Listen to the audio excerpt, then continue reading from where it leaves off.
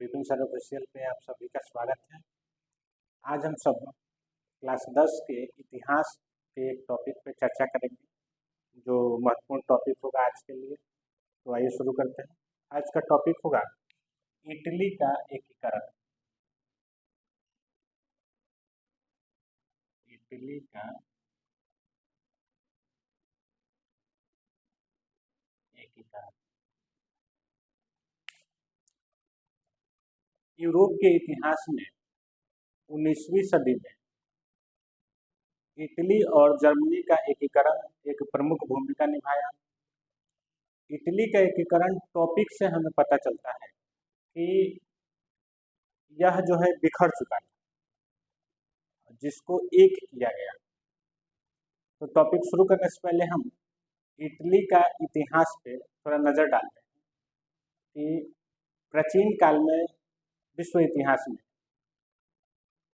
Roman सभ्यता को सब कोई जानता है। आप हम सभी कभी न कभी रोमन सभ्यता का नाम सुने हैं। रोमन सभ्यता जो था इटली की राजधानी रोम से ही संबंधित था। वहीं से वह लगभग पूरे विश्व पर अपना छाप छोड़ा रोमन सभ्यता। उस समय जो राजधानी रोम थी वो न केवल राजनीतिक बल्कि सामाजिक और धार्मिक केंद्र का भी आधार। इसकी राजधानी रोम में कैथोलिक ईसाई धर्म के लोगों के लिए जो चर्च का प्रमुख होता था पोप भी रोम पर शासन करता था। यानी इटली न केवल राजनीतिक सामाजिक बल्कि धार्मिक क्षेत्र में भी अपना वर्चस्व स्थापित किया था। लेकिन समय के साथ साथ यह अपना महत्व खोता गया और 1815 के आसपास इसकी स्थिति काफ़ी दयनीय हो गई थी। जो 1815 के आसपास जो है यह विभिन्न खंडों में विभक्त हो चुका था और उस समय यह केवल भौगोलिक नाम मात्र था, न ही इसका कोई राजनीतिक अस्तित्व था, न ही सामाजिक और धार्मिक। 1815 तक इटली जो है 4 प्रमुख क्षेत्रों में विभक्त हो गया था। सबसे ऊपर जो था उत्तरी इटली यह जो है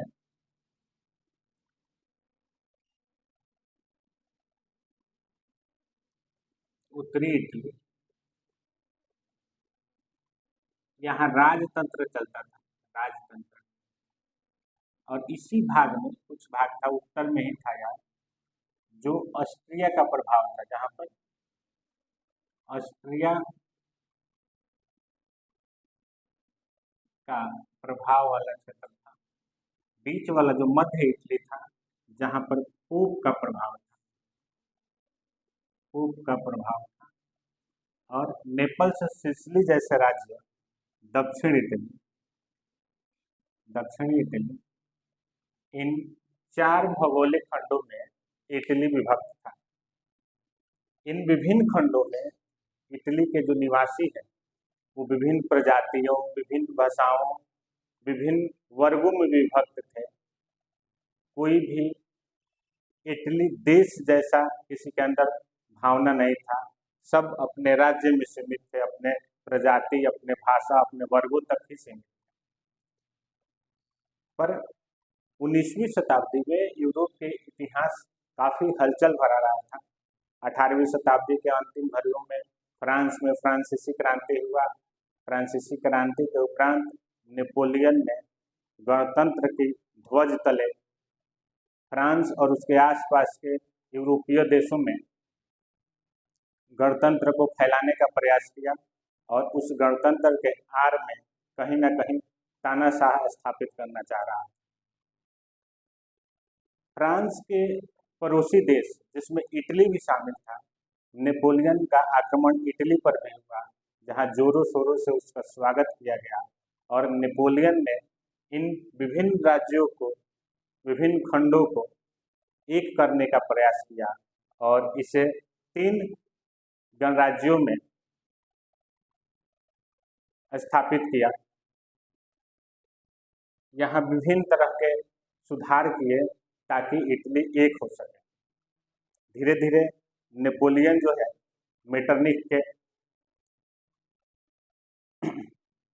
मेटरनिख का सामना जो है नेपोलियन नहीं कर पाया और 1814 में वाटरलू के युद्ध में नेपोलियन का पतन हुआ और 1815 के वियना सम्मेलन के तहत पूरे यूरोप में पुनः राजतंत्र स्थापित हुआ और इटली में भी वैसा ही सिस्टम आया।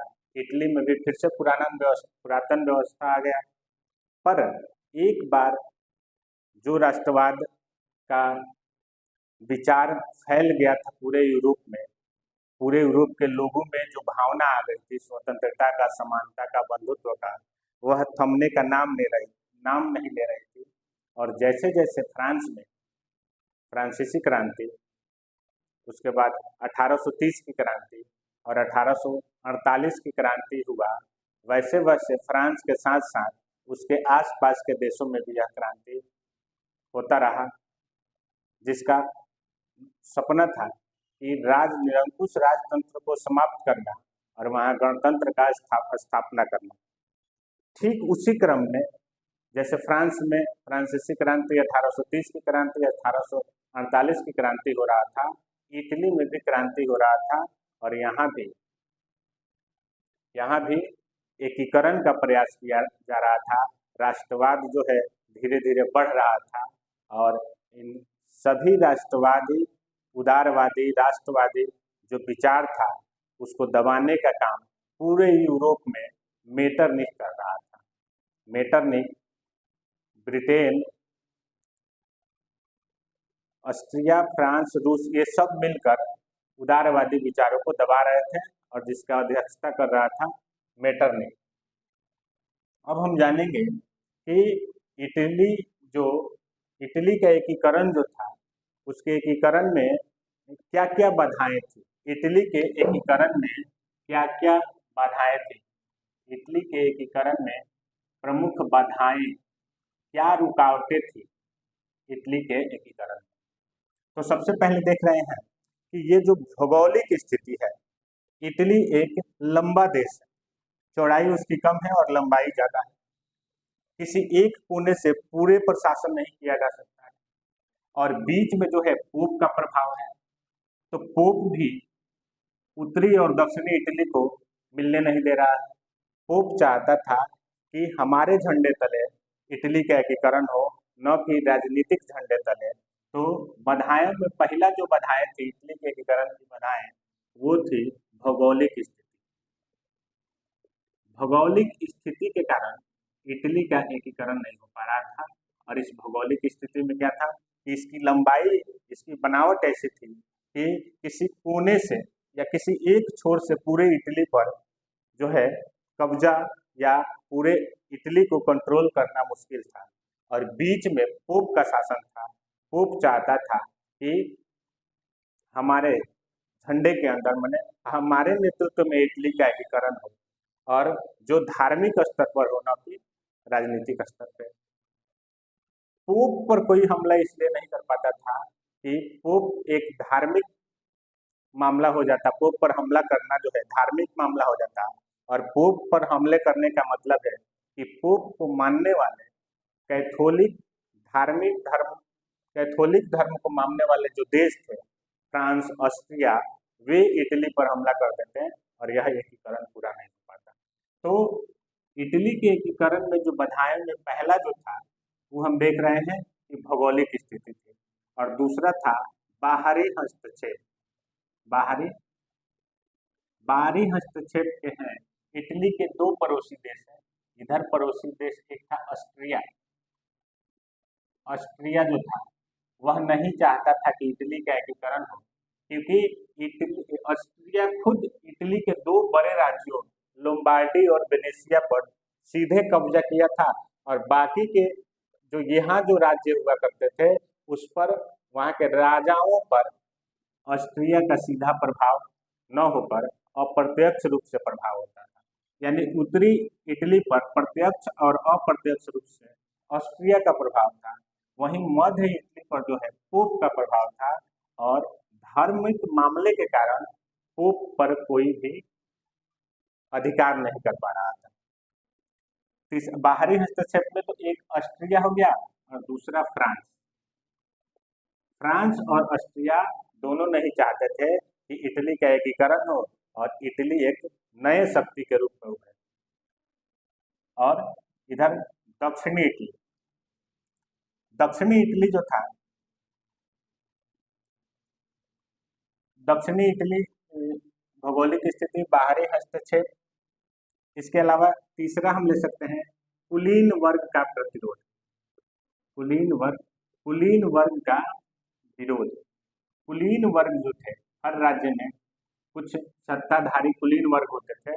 कुलीन वर्ग नहीं चाहते थे कि इटली का एकीकरण हो, क्योंकि एकीकरण होने से उनका जो है विशेषाधिकार समाप्त हो जाता, सत्ता उनके हाथ से निकल जाता।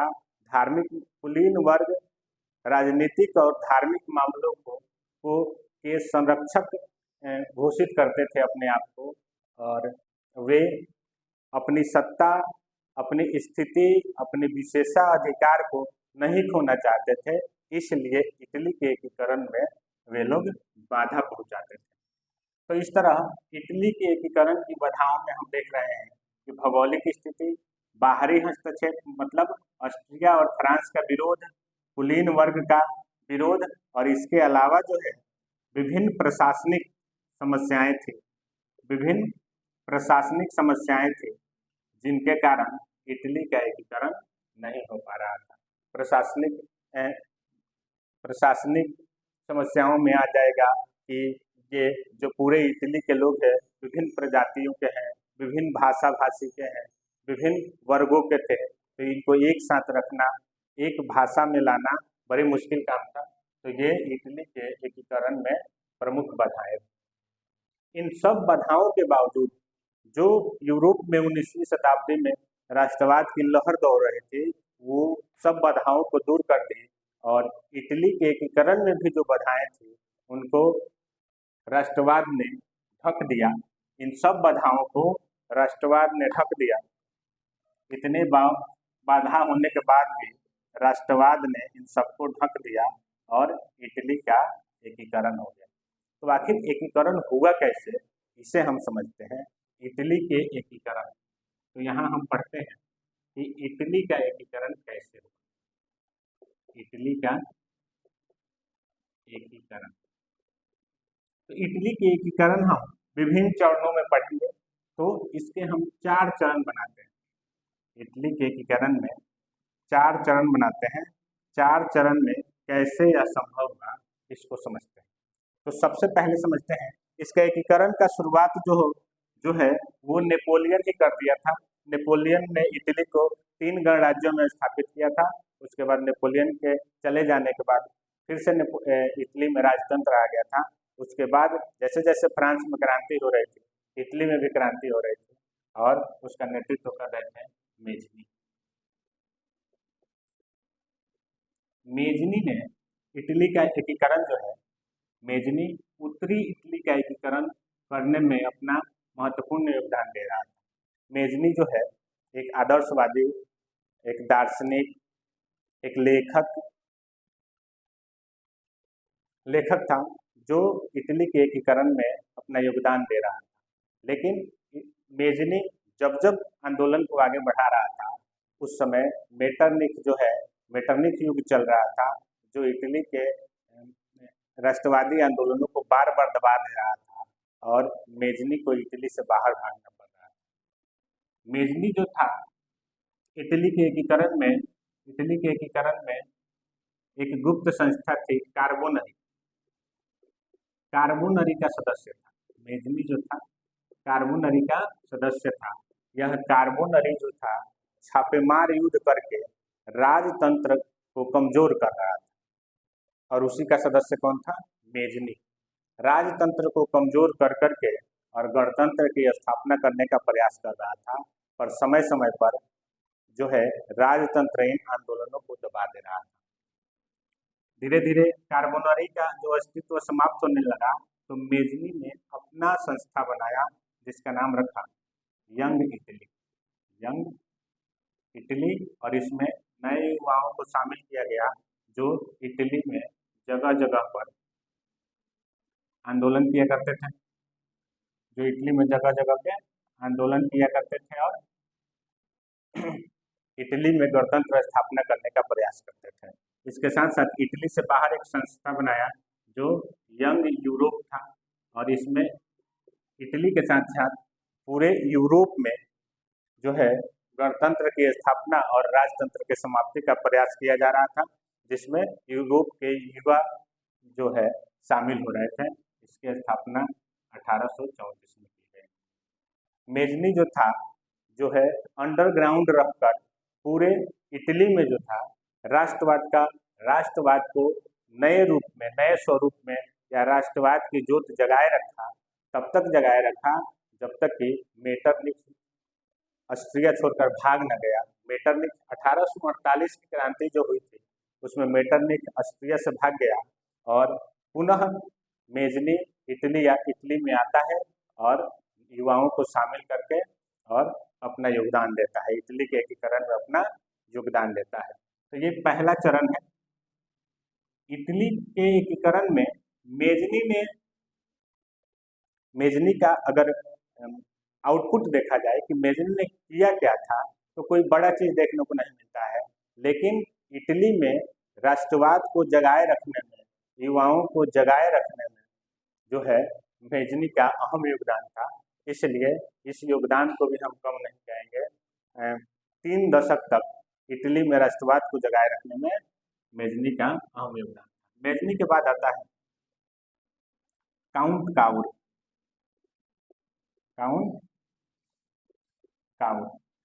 सर्डिनिया पिडमाउंट एक राज्य था। सर्डिनिया पिडमाउंट का एक नए राजा बने, सर्डिनिया पिडमाउंट का नए राजा बने विक्टर इमैनुअल। विक्टर इमैनुअल जो है काउंट कावूर को अपना प्रधानमंत्री बनाते हैं। काउंट कावूर को अपना प्रधानमंत्री बनाते हैं, जो एक कूटनीतिज्ञ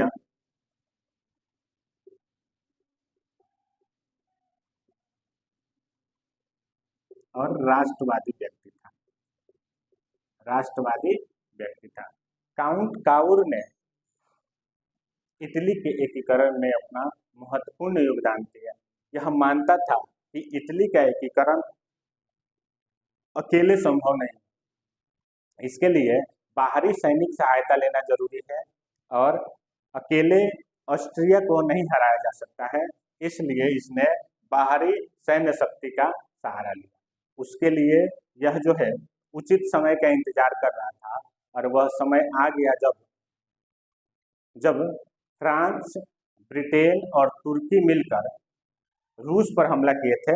उसका नाम था क्रीमिया युद्ध। क्रीमिया युद्ध जो था, क्रीमिया युद्ध में फ्रांस, तुर्की और ब्रिटेन तीनों रूस पर हमला किए थे। रूस पर इस युद्ध में सर्डिनिया पिडमाउंट का प्रधानमंत्री काउंट कावूर ने बिना बुलाए अपनी सेना इनके साथ भेज दी। सर्डिनिया पिडमाउंट की सेना जो है कहाँ भेज दी? इस संयुक्त सेना में भेज दिया बिना बुलाए।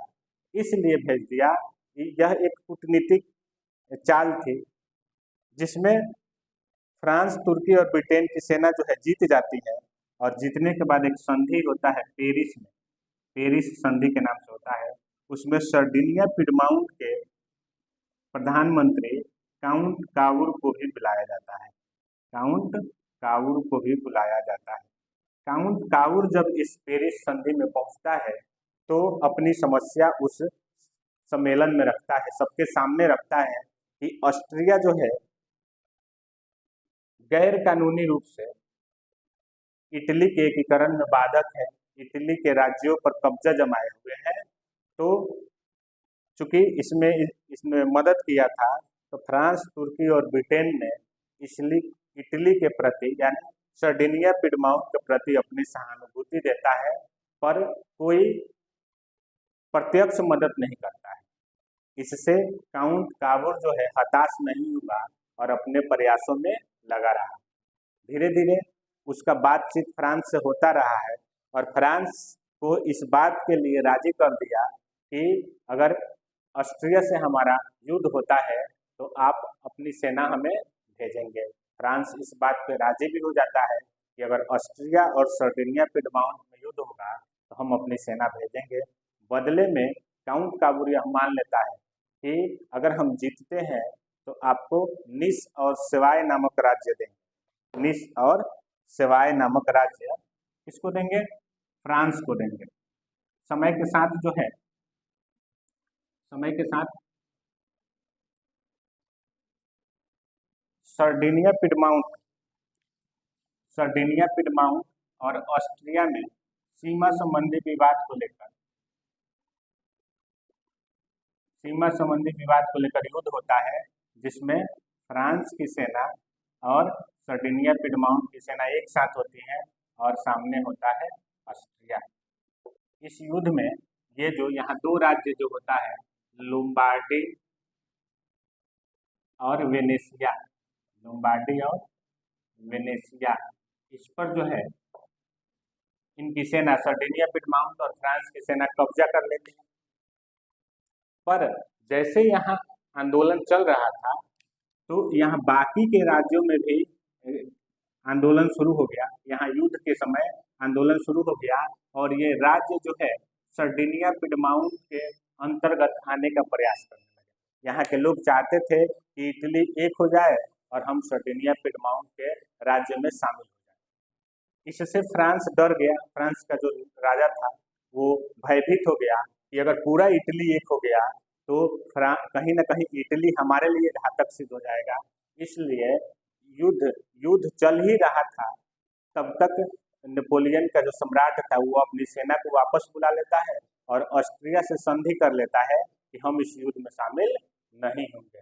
इस तरह काउंट काबूर फिर भी हताश नहीं हुआ और जो युद्ध के बाद जो संधि होता है उसमें वेनेशिया को दे देता है, ऑस्ट्रिया को वापस कर देता है और लोम्बार्डी पर अपना कब्जा बनाए रखता है।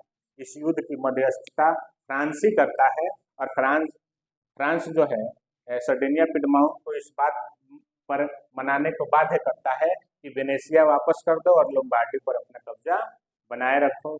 काउंट काबूर यह बात मान लेता है, फिर भी फ्रांस से बातचीत करता रहता है और फ्रांस को इस बात के लिए राजी करता है कि अगर हम ऑस्ट्रिया से युद्ध करते हैं तो आप हमें भले युद्ध में सहायता न करिए, लेकिन आप ऑस्ट्रिया का सहायता मत करिएगा, आप अकेले देखते रहिए। इसके बाद और भी फ्रांस से यह समझौता किया कि अगर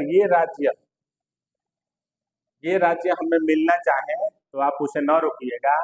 तो फ्रांस यह बात माना, लेकिन एक शर्त रखा कि यहाँ के लोग चाहेंगे जनमत संग्रह कराने के बाद आप उन्हें अपने में मिलाइएगा।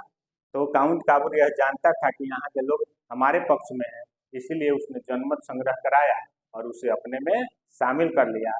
फ्रांस न चाहते हुए भी कुछ नहीं कर पाया और इस तरह हम देखते हैं कि उत्तरी और मध्य इटली जो है कहाँ शामिल हो गया?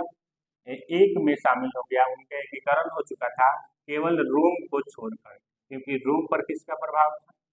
रोम पर जो है रोम पर पोप का प्रभाव था। तो रोम को छोड़कर पूरे मध्य और उत्तरी इटली जो है उसका एकीकरण हो चुका था। वेनेशिया जो है ऑस्ट्रिया के कब्जा में था। अब बचा दक्षिणी इटली।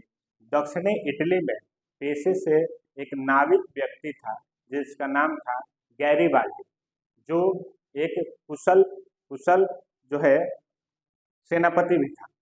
उसने क्रांति के द्वारा तलवार के दम पर नेपल्स और सिसिली नामक राज्यों को तलवार के बल पर एक कर दिया और इसका अगला योजना था रोम पर आक्रमण। इसका अगला योजना क्या था? रोम पर आक्रमण करने का था। इस क्रम में काउंट काबूर ने इसका विरोध किया कि रोम पर आक्रमण न करो, क्योंकि रोम पर आक्रमण करने से फ्रांस हमारा विरोधी हो जाएगा। और इस बात से काउंट काबूर के इस बात से गैरीबाल्डी मान गया और इस दक्षिणी राज्यों को काउंट काबूर को सौंप दिया विक्टर इमैनुअल के हवाले। विक्टर इमैनुअल जो सम्राट था सर्डिनिया पिडमाउंट का, उसने गैरीबाल्डी से कहा कि आप दक्षिणी इटली का शासक बन जाइए, हमारे अंडर में रहिए और उसको शासन कीजिए। इस बात को गैरिबाल्डी ने अस्वीकार कर दिया। त्याग का परिचय देते हुए यहाँ के शासक बनने से इनकार कर दिया और इस राज्य को काउंट काबूर को सौंपकर और खुद एक साधारण जीवन जीने लगा, एक साधारण किसान का जीवन जीने लगा। इसके त्याग को देखकर, इसके त्याग को पढ़कर देखकर भारत के क्रांतिकारी लाला लाजपत राय ने गैरिबाल्डी का जीवन लिखा। अब जो रोम और वेनेशिया ही बच गया था, रोम और वेनेशिया, जिसका इंतजार जो है काउंट काबूर और विक्टर इमैनुअल कर रहा है। पर विक्टर इमैनुअल जो है, जिसका प्रधानमंत्री काउंट काबूर था, काउंट काबूर की मृत्यु हो जाती है किसी कारणवश। अब जो है वेनेशिया और रोम जो है, जिसका एकीकरण जो है काउंट काबूर उचित समय काउंट काबूर करें, विक्टर इमैनुअल उचित समय का इंतजार कर रहे हैं ताकि वेनेशिया और रोम का एकीकरण हो सके। उसी समय जर्मनी का एक राज्य था प्रसा जो है ऑस्ट्रिया पर हमला कर देता है। प्रसा ऑस्ट्रिया पर हमला कर देता है और ऑस्ट्रिया उस युद्ध में उलझ जाता है। युद्ध का नाम होता है, मुझे लग रहा है कि इस युद्ध जर्मनी यानी प्रसा, जर्मनी का एक राज्य होता है प्रसा ऑस्ट्रिया पर हमला करता है और ऑस्ट्रिया उधर उलझ जाता है। उसी समय विक्टर इमैनुअल जो है वेनेशिया पर उचित समय देखते हुए वेनेशिया पर कब्जा कर लेता है। उसके बाद क्या होता है, यही प्रसा फिर फ्रांस पर हमला करता है, फ्रांस पर, और फ्रांस इधर उलझ जाता है। उसी समय जो है विक्टर इमैनुअल रोम पर हमला करते हैं और पोप के महल को छोड़कर पूरे रोम को अपने कब्जे में कर लेते हैं। इस तरह पूरे इटली का एकीकरण जो है विभिन्न चरणों में हुआ, विभिन्न लोगों के द्वारा हुआ। पहला योगदान था मेजनी का, फिर योगदान था काउंट काबूर का, फिर था गैरिबाल्डी का, और इन सब के साथ साथ विक्टर इमैनुअल का योगदान था। विक्टर इमैनुअल का योगदान था। इन चारों का योगदान इटली के एकीकरण में रहा। रोम का जो पोप का जो महल था उसको छोड़ दिया गया था। पोप कभी भी रोम पर अधिकार को छोड़ा नहीं और 1929 के समय जब 1929 में जब लेनिन कह रहे हैं 1929 में एक सम्राट बनते हैं इटली के। उन्होंने पोप से संधि किया और पोप का जो महल था उस शहर को वेटिकन सिटी पर तय हुआ कि वेटिकन सिटी हमेशा पोप के नियंत्रण में रहेगा। तो वेटिकन सिटी को छोड़ के पूरे इटली का एकीकरण जो है इन 4 लोगों ने मिलकर किया और इस तरह इटली का एकीकरण हो गया। इटली का एकीकरण हो रहा था, उसी समय जर्मनी का भी एकीकरण हो रहा था। तो 19वीं शताब्दी में यूरोप में 2 नए राष्ट्र बने, इटली और जर्मनी। इटली और जर्मनी प्रथम विश्व युद्ध के पहले और प्रथम विश्व युद्ध के बाद यूरोप के राजनीति में महत्वपूर्ण योगदान देते हैं और अपना स्थान बनाते हैं। इस तरह हम देखें कि इटली का एकीकरण कैसे हुआ। वीडियो अगर अच्छा लगा है तो लाइक और सब्सक्राइब जरूर करें। धन्यवाद।